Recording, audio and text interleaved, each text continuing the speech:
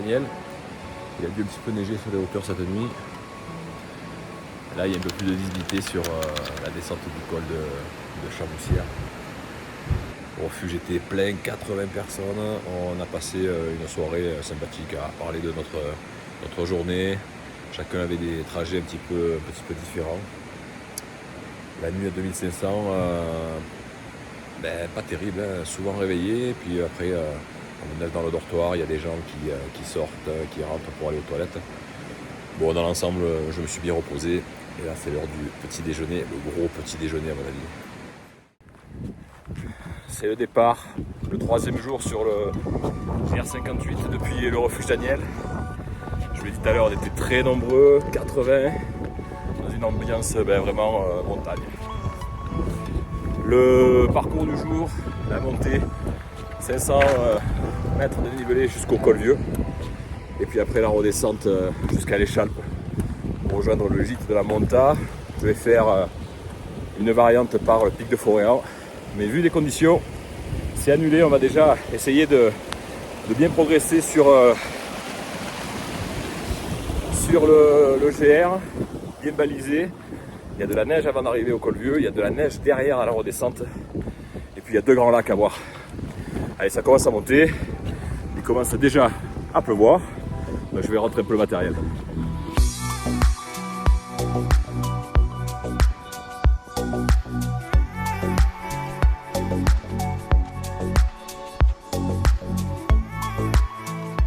Ce matin-là, on aurait pu croire qu'en voyant le ciel bien dégagé au réveil, la météo allait nous être plus favorable, mais en fait les prévisions du gardien et de la gardienne du refuge déjà données la veille n'étaient pas vraiment favorables, et c'était carrément la journée la plus terrible au niveau pluie, vent qui nous attendait. Voilà, arrivé sur le col Vieux complètement bouché, on voit un gros cairn qui le symbolise. J'essaye de faire une petite vidéo, il y a trop de vent, j'arrive pas à parler, enregistrer, j'arrive pas à déclencher. D'ailleurs, je ne saurais même pas mon trépied tellement qu'il y a du vent. Et toute cette journée, finalement, elle va être un petit peu comme ça, avec l'impossibilité de prendre trop de photos, de prendre trop de prises de vue. Et pourtant, cette étape-là, elle était cochée comme une autre, avec la descente depuis le col Vieux, cette longue descente vers l'échalpe, vers la Monta, en passant par ces 2 lacs. Le lac de Foréan et ensuite plus bas le lac des Gorgéous. Le Foréan encore partiellement gelé, et Gorgéous où on voit notamment en dessous des bouquetins arpenter un petit peu les pentes. Là, avec ce temps-là, rien de visible, et ça donnera sûrement l'occasion de revenir. Il était prévu que je fasse une variante par le pic de Foréan, comme la veille, vers le Caramantran, mais c'est pas possible. Donc les 2 tentatives de 3000 pour cette année, c'est loupé. C'est loupé, justement, hein, je me répète, mais ça me donnera l'occasion de revenir dans le Queyras pour vraiment refaire ces étapes sous la pluie qui étaient dans une ambiance particulière. Je le regrette pas, mais j'ai envie aussi de les faire avec un grand beau temps. À l'approche du lac de Gorgéous, il y a de l'eau de partout. En fait, il y a même des zones en temps de beau temps qui sont plus ou moins marécageuses à l'approche de ce lac. Il y a pas mal d'eau qui arrive, et là, alors forcément, avec ces orages, ces pluies intenses, les ruisseaux coulaient de toutes parts, on marchait dans l'eau, les pieds complètement trempés, mais je répète, pas gelés.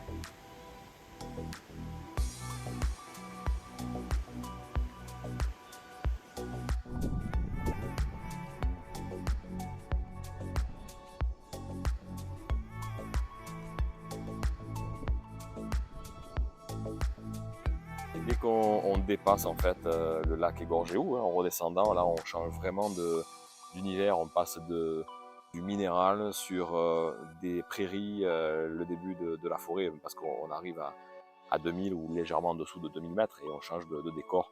Et la descente là aussi est magnifique dans ce bois et aux abords de ce cours d'eau. C'était une journée assez difficile, hein, parce qu'il fallait faire attention où je mettais les pieds. Et à ce sujet, la prudence, eh ben, peut-être que sur la fin, j'ai pas mesuré un petit danger, hein. Alors, ce qu'il faut éviter, c'est les névés. Qui plus est en fond de vallée, il fait plus doux. On est en juin, c'est vachement cassant. Donc le chemin arrive de là-haut. Et ça passait là, sur un genre de... un petit pont de neige. Ça a cédé. Donc je suis tombé 1,50 m plus bas. Fort heureusement, il n'y a pas de cailloux. J'ai pu remonter par un peu plus bas. Donc une petite leçon.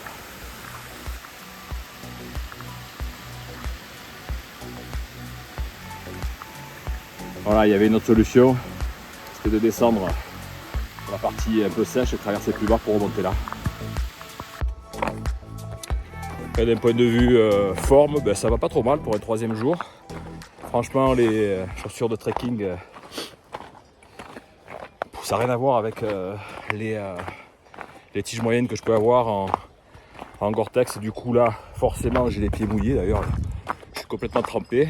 Mais dans l'effort, il fait pas froid. Et dans tous les cas, comme hier au soir, en posant les chaussures, les vêtements à sécher le matin, c'est pratiquement sec ou légèrement humide. Je regrette pas non plus mon programme, c'est-à-dire d'avoir un pied-à-terre tous les soirs, justement pour ne pas me dire tu vas marcher sous la pluie, dormir sous la tente complètement humide. Là au moins je me trempe la journée et je sèche le soir.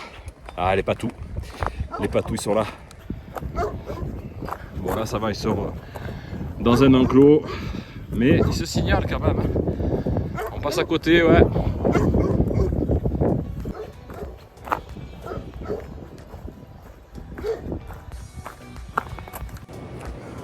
Je viens de rejoindre les berges du Guil. Après la descente depuis le lac du Foréan et Gorgéou, du bois de Bouchouse et le torrent de Bouchouse, une très jolie descente là, avec certains endroits des petites prairies d'alpage. C'était assez glissant, c'est des journées humides, mais c'est tout aussi beau. Franchement, c'est un petit peu se challenger que de marcher par ces temps. Et effectivement, le soleil, ça manque un peu, mais d'ailleurs, ça sera peut-être l'occasion de me dire, ben, je vais y revenir. Donc voilà, c'est peut-être une idée que de venir refaire, alors peut-être pas tout le GR58, mais au moins les parties que j'ai faites sur la neige et sous la pluie. Voilà, je continue les Chalpes et puis plus bas à la Monta pour arriver au gîte d'ici une vingtaine de minutes.